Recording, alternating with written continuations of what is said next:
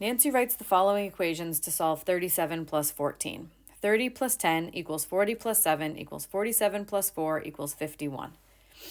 So this looks like a good approach. 51 is the right answer, and it looks like what Nancy has done is trying to add the 10s, 30 and the 10, to make 40, and then they're adding on the ones, the 7 and the 4. But unfortunately, though the reasoning is good, these equations aren't true, right? This says that 40 equals 47 equals 51. Okay, so this equal sign and this equal sign are just not true. The quantities on the left side and the right side are not the same. So we're going to use this reasoning, but write the equations correctly. Okay, so I'm going to start with 37 plus 14.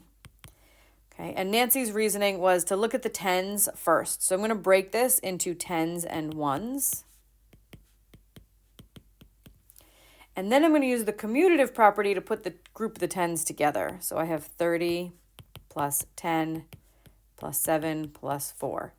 And that was the commutative property that let me do that. Now I'm going to do my additions from left to right. Okay, so 30 plus 10 is 40, and I still have plus 7 plus 4.